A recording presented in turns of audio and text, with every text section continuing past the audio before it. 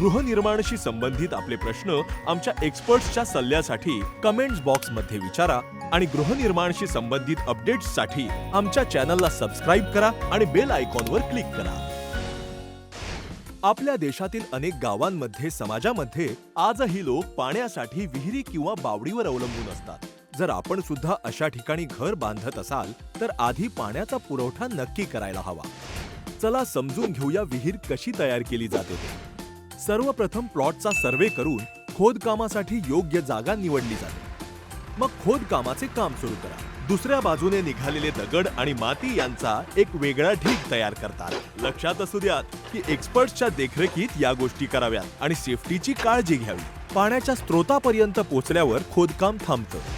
मग त्याचं केसिंग केलं जातं.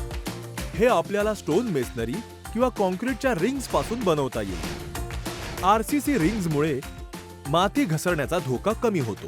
त्यानंतर पंपाच्या मदतीने पाणी बाहेर काढले जाते. या होत्या काही गोष्टी विहीर तयार करण्याच्या बाबतीतल्या.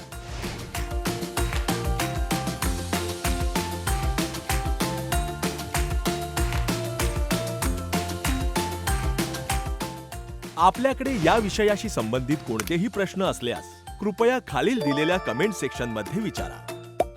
बघत रहा बात घर की अल्ट्राटेक कडून.